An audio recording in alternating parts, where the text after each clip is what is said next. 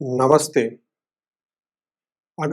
మనం August month రాశి ఫలాల గురించి చెప్పుకుంటున్నాం. అయితే ఈ ఆగస్టు మంత్ వచ్చేటప్పటికి మనకి శుక్లపక్ష అష్టమితో స్టార్ట్ అవుతుంది. శ్రావణ మాసం శుక్లపక్ష అష్టమితో స్టార్ట్ అయ్యి, మనకి సప్తమి భాద్రపద మాసంతో కంప్లీట్ అవుతుంది. ఈ మధ్యలో ఉన్న 31 రోజులు గనక చూసుకుంటే, ప్రతిరోజు ఎంతో విశిష్టత కలిగిన రోజు, ఎంతో ఆధ్యాత్మికంగా ప్రాముఖ్యత కలిగిన రోజు.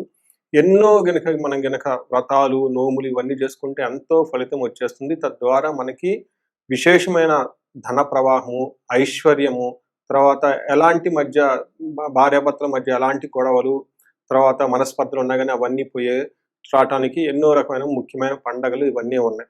అందులో ముఖ్యంగా మనం చూసుకుంటే, ఈ శ్రావణ మాసంలో ప్రతి ఒక్కళ్ళు సోమవారాలు చేస్తారు, మంగళగౌరి వ్రతాలు చేస్తారు. వరమహాలక్ష్మి వ్రతం 8వ తారీఖున ఉంది. 9వ తారీఖు వచ్చేటప్పటికి గాయత్రి మాత జన్మదినం. జంజాల పండగ, జంజాలు మార్చుకునే రోజు అనుకుంటారు. తర్వాత వచ్చేటప్పటికి 16వ తారీఖు కృష్ణ జన్మ అష్టమి ఉంది. అంతే అశేష దుఃఖ నివారణార్థం లక్ష్మీనారాయణం భజే అని చెప్తూ ఉంటారు. అంతేకాకుండా మనకి 27వ తారీఖు వినాయక చవితి వ్రతం ఉంది. ఎవరికైతే సిద్ధి, బుద్ధి కావాలనుకుంటారో వాళ్ళు వినాయకుడిని తప్పకుండా ఖచ్చితంగా ఆ రోజున వినాయక చవితి పండగని ఉత్సాహంగా సెలబ్రేట్ చేసుకోండి. ఇక్కడ సిద్ధి అంటే అనుకున్న పని అనుకున్న విధంగా జరగటము. బుద్ధి అంటే మనకు డెసిషన్ మేకింగ్ పవర్ చాలా స్ట్రాంగ్‌గా ఉండటం. ఇంటెలిజెన్స్ ఏది మంచి, ఏది చెడు అని తెలుసుకునే ఒక విజ్డమ్, విజ్ఞానం అంతా కూడాను మనకి బుద్ధి ద్వారానే వచ్చేస్తుంది. ఈ సిద్ధి, బుద్ధి కావాలన్నా, ధనం కావాలన్నా, అనేకమైన దుఃఖాలు పోయేసి పరిహారం జరగాలన్నా, భార్యాభర్తల మధ్య సరైన అవగాహన ఉండాలన్నా గాని, శివుని యొక్క కటాక్షం వచ్చి అశేషమైన దుఃఖంగా ఉన్నా గాని, ఇవన్నీ పోవటానికి ఈ శ్రావణ మాసంలో ఉన్న ఎన్నో పండగలు, తర్వాత పర్వదినాలను చక్కగా జరుపుకోవాలని చెప్పేసి నేను కోరుకుంటున్నాను. మీ అందరికీ ఆయుష్షు, ఐశ్వర్యం కలగాలని చెప్పేసి నేను కోరుకుంటున్నాను. కన్య రాశి గనక మనం చూసుకుంటే, ఈ రాశి వాళ్ళు ఆగస్టు మంత్ 2025 సంవత్సరంలో కొంచెం జాగ్రత్తగా ఉండాల్సిన మంతు అని మనం చెప్పుకోవాలి. కొంచెం గ్రహాల యొక్క పరిస్థితి ప్రతికూలంగా ఉండటంతో అనుకోని విధంగా ఇబ్బందులు ఫేస్ చేసే అవకాశం ఎక్కువగా ఉంటుంది. మనం ఫస్ట్ గనక ఇందులో ఉన్న నక్షత్రాలు గనక చూసుకుంటే, ఉత్తర 2, 3, 4 పాదాలు, హస్త 1, 2, 3, 4 పాదాలు, తర్వాత చిత్త 1, 2, 3 పాదాలంతా 1, 2 పాదాలంతా కూడాను మనకి కన్య రాశిలో ఉంటారు.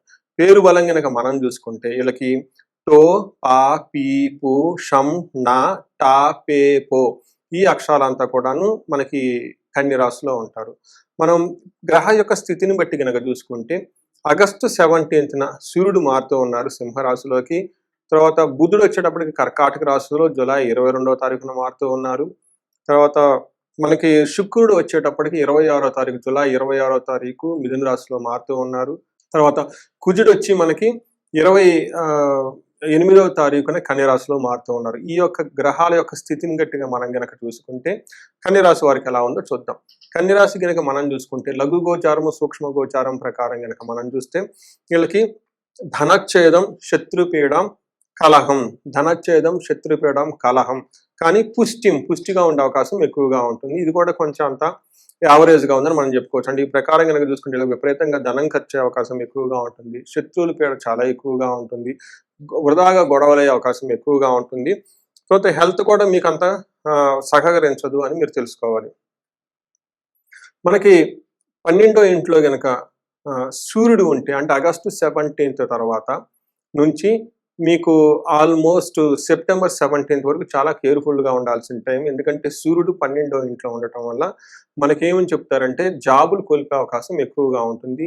అంతేకాకుండా జాబ్ పోయే అంత అవకాశం కూడా ఎక్కువగా ఉంటుంది. జాబ్‌లో అవమానాలు జరిగే అవకాశం ఎక్కువగా ఉంటుంది.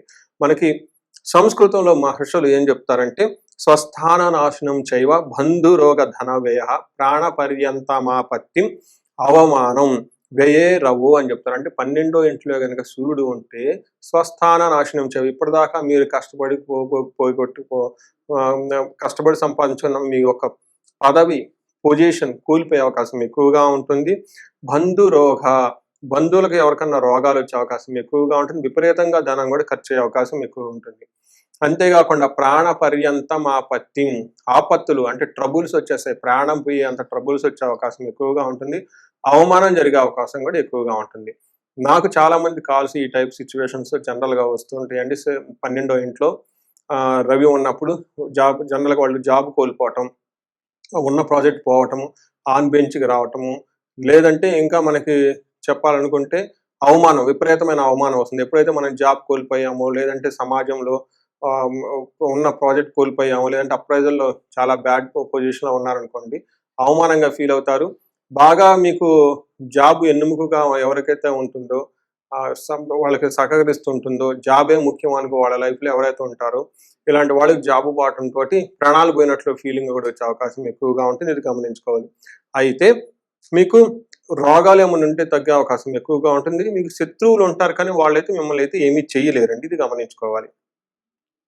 కుజుడు మీకు ఫస్ట్ హౌస్‌లో ఉన్నారు. అగైన్ ఇది మంచి పొజిషన్ కాదండి. వాళ్ళు 4థ్ హౌస్‌ని, 8థ్ హౌస్‌ని చూడటంతోటి కొంచెం ఇబ్బంది పెట్టే పొజిషన్‌లో కుజుడున్నారు. కుజుడు 1 ఇంట్లో గనక ఉంటే జ్వరం ఖడ్గవరణం చైవ భార్య బంధు విరోధ కృత్ చంద్రరాశిగతే యక్ష రాక్షస పీడనం అని మనకు చెప్తూ ఉంటారు. ఈ టైంలకి జ్వరము, ఖడ్గవ్రణం, భార్యలతోటి, బంధువులతోటి గొడవలే అవకాశం ఎక్కువగా ఉంటుంది. దేహానికి దెబ్బలు తగిలే అవకాశం ఎక్కువగా ఉంటుంది. అంతేకాకుండా యక్ష రాక్షస పీడనం అని చెప్తూ ఉంటారు. అంటే ఏయో తెలవని ఒక బాధలు మిమ్మల్ని ఇబ్బంది పెడుతుంటాయి. సడన్‌గా అన్‌ఎక్స్‌పెక్టెడ్‌గా మీకు ఆటంకాలు వచ్చేసి సడన్‌గా మీకు ఉపయోగపడే వాటిని మీకు కట్టయి దూరంగా వెళ్ళే మీకు మీ దగ్గర నుంచి కట్టయిపోయి దూరంగా వెళ్ళే అవకాశం ఎక్కువగా ఉంటుంది. అంతేకాకుండా మీకు కడుపు నొచ్చే అవకాశం ఎక్కువగా ఉంటుంది. మీకు గాయాలయ్యి మీ రక్తాన్ని మీరే కళ్ళ చూసుకునే అవకాశం కూడా ఉంటుంది. జాగ్రత్తగా ఉండాలి. 10వ ఇంట్లో శుక్రుడు ఉన్నారండి. శుక్రుడు 10వ ఇంట్లో ఉండటం వల్ల ఇదంత మంచి పొజిషన్ కాదని చెప్తారు. ఏ విధంగా అంటే మనకి వెకులం చైవ నిస్సత్వం అర్ధనాశనం రిపో భయం శ్రీ సౌఖ్య హానిం మాప్నోతి దశమస్తే భృగు అని చెప్తారు. ఈ టైంలో మనకేం చెప్తారంటే మహర్షులు ఇప్పటిదాకా మీ దగ్గర చక్కగా మీకు అనుకూలంగా ఉండి మీకు ఎవరెవరైతే సపోర్ట్ ఇస్తున్నారో స్టాఫ్ కానీ, ఎంప్లాయీస్ కానీ, లేదంటే మీకు సంబంధించిన తెలిసిన వాళ్ళ ఇంటి కానీ, బయట కానీ లేడీస్ ఎవరన్నా ఉంటే వాళ్ళు మీకు ఇప్పటిదాకా ఎంత మీకు అనుకూలంగా ఉన్నారో వాళ్ళు ఇప్పుడు మీకు వ్యతిరేకంగా మారి మిమ్మల్ని సింహంలో గాండ్రించే అవకాశం ఎక్కువ ఉందని చెప్పేసి శాస్త్రాలు చెప్తూ ఉంటారు. ముఖ్యంగా స్త్రీలైతే వాళ్ళకి సంబంధించిన పురుషుల చేత, అదే గనక పురుషులైతే వాళ్ళకి సంబంధించిన స్త్రీల చేత చాలా ఇబ్బంది పడే అవమానాలు ఎదుర్కొనే అవకాశం ఎక్కువగా ఉంటుంది. తర్వాత మనకేం చెప్తున్నారు వెకులం ఏదో ఒక మనసులో బాధపడే అవకాశము, బలం తగ్గటం, శత్రువులతో భయము, స్త్రీ సౌఖ్యం లేకపోవటం, అవమానాలు ఇవన్నీ జరిగే అవకాశం ఎక్కువగా ఉంటుంది. అంతేకాకుండా 4వ ఇంట్లో కనుక దృష్టి ఉండటం ఎడ్యుకేషన్‌కి సంబంధించిన విషయాల్లో బాగుంటుంది. తర్వాత కొత్తగా వెహికల్ కొనుక్కోవటం కానివ్వండి, ఏదన్నా ఇలాంటి వాటికి సంబంధించిన వ్యవహారాల్లో చాలా అనుకూలంగా ఉండే అవకాశం ఎక్కువగా ఉంటుంది.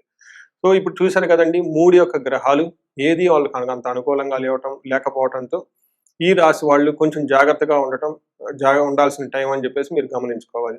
ఉత్తర ఫాల్గుని, హస్త, చిత్త 3 నక్షత్రాలు ఉన్నాయండి. నక్షత్ర ప్రకారం గనక మనం చూసుకుంటే ఉత్తర ఫాల్గుని వీళ్ళకి వస్త్రలాభం ఉంది, క్షేమంగా ఉంటారు, సౌఖ్యంగా ఉంటారు, లాభప్రదం కూడా ఉంటుంది.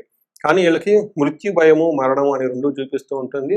ఇక్కడ మరణం అంటే మీరు ఇంతకుముందు తలపెట్టిన కార్యక్రమం ఏదైనా ఉంటే అది అంతటితో అర్ధాంతంగా ఆగిపోయే అవకాశం ఎక్కువగా ఉంటుంది. ఇక్కడ మృత్యు భయం అంటే ఫ్యూచర్‌లో మీకు అసలు ఎలాంటి ఉంటుంది, ఫ్యూచర్ ఉంటుందా లేదా అన్న ఈ టైప్‌కి సంబంధించినగా అతిగా భయపడే అవకాశం ఎక్కువగా ఉంటుంది. సో వీటికి సంబంధించిన జ్యోతిష్కుల్ని కలిస్తే వాళ్ళు మీకు సరైన డైరెక్షన్, అవగాహన మీకిస్తూ ఉంటారు. హస్తా నక్షత్రం వాళ్ళు గనక చూసుకుంటే వీళ్ళకి లాభప్రదంగా ఉంటుంది. విదేశాగమనం, పరవాసము, న్యూగా బట్టలు కొనుక్కోవటం, షాపింగ్‌లు చేసే అవకాశం ఎక్కువగా ఉంటుంది. అయితే వీళ్ళకి ఒకటి మాత్రం జాగ్రత్తగా ఉండాలి. మరణము అని చూపిస్తుంది. అంటే మీకు తెలిసిన పని, మీకు బాగా ఎప్పటిదాకా చేస్తున్న పని మధ్యలో అర్ధాంతంగా ఆగిపోయేసి ముందుకెళ్ళని పరిస్థితి ఉంటుంది. అదేవిధంగా చిత్తా నక్షత్రం వాళ్ళు గనక చూసుకుంటే వీళ్ళకి వస్త్రలాభం ఉంటుంది. Foreign related income, foreign related అవకాశాలు ఎక్కువగా ఉంటుంది. విదేశాగమనం, ఫారిన్ వెళ్ళే అవకాశము, ఫారిన్ ట్రావెల్ చేసే అవకాశము, ఫారిన్‌లో స్టే చేసే అవకాశం కూడా ఎక్కువగా ఉంటుంది. లాభప్రదంగా ఉంటుంది. అంతేకాకుండా దేహ పీడనం వీళ్ళకి శారీరకంగా కొంచెం ఇబ్బంది పడే అవకాశం ఎక్కువగా ఉంటుంది.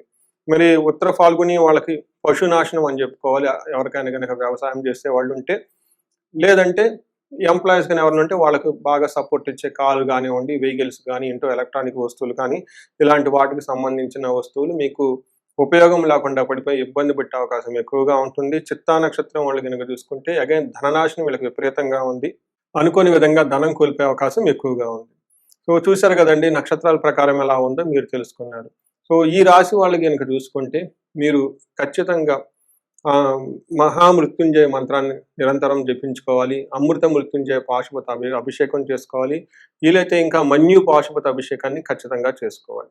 ఈ రాశి వాళ్ళకి ధన ప్రవాహం గనక ఎక్కడైనా గనక ఆగిపోయి ఉంటే సామూహికంగా నా ఆధ్వర్యంలో 21 శ్రావణ మాసం 21, 22 తారీఖుల్లో విశేష హోమాలు, అభిషేకాలు చేయటం జరుగుతుంది. గురువారం 21వ తారీఖున కుబేర పాశుపత అభిషేకం చేయటం జరుగుతుంది. దీని యొక్క ముఖ్య ఉద్దేశం మీ ఇంట్లో ధనం స్థిరంగా నిలబడాలని. లాస్ట్ శుక్రవారం వచ్చేటప్పటికి ఇక్కడ మహాలక్ష్మి విశేష హోమం చేయటం జరుగుతుంది. ఈ మహాలక్ష్మి విశేష యోగంలో 2 భాగాలు ఉంటాయి. ఫస్ట్ హోమం వచ్చేటప్పటికి శీఘ్రంగా ధనం రావటం, అంటే త్వరగా మీ ఇంటికి ధనలక్ష్మి రావాలని. రెండోది వచ్చేటప్పటికి మీరు ఇంతకుముందు ఎవరికన్నా అప్పులు ఇచ్చినా, మీ దగ్గర ఎక్కడైనా ధనం కోల్పోయినా, లేదంటే మీ ధనం వేరే చోట ఎక్కడన్నా లాకప్ మీ దగ్గర ధనం లేకున్నా అలా త్వరగా నష్ట ద్రవ్య ప్రాప్తి అంటారు. దీది మీకు సిద్ధించడానికి ఈ రెండింటికి కలిపేసి రెండో రోజు హోమం చేయడం జరుగుతుంది. అంటే టోటల్గా మీకు ధనం త్వరగా రావడానికి, ధనం మీ దగ్గర నిలబడడానికి, మీ ధనం ఎక్కడికన్నా పైన పోయి ఉంటే లాస్ అంటే ఆ ధనం తిరిగి మరలా మీకు రావడానికి ఈ యొక్క హోమాలు, అభిషేకాలు ఉపయోగపడతాయి. ఇది ఫస్ట్ టైం నేను సామూహికంగా చేస్తున్నాను. తక్కువ మందికి ప్రవేశం ఉంటుంది. ఎందుకంటే ఫస్ట్ టైం చేయటం, తర్వాత ఎక్కువ మంది క్రౌడ్ ఉంటే మేనేజ్ చేయడం కష్టం అవ్వచ్చు, అన్సర్టినిటీ ఫేస్ చేయొచ్చని. సో వీలైనంత త్వరగా నాకు ఆల్రెడీ కాల్స్ అవన్నీ వస్తున్నాయి. త్వరగా దీనికి రిజిస్ట్రేషన్ చేసుకోండి, ఎంక్వైరీ చేసుకోండి. ఈ రాశి వాళ్ళకి అష్టైశ్వర్యాలు కలగాలని, భోగభాగ్యాలు కలగాలని చెప్పేసి నేను దేవుని ప్రార్థిస్తున్నాను. నమస్తే.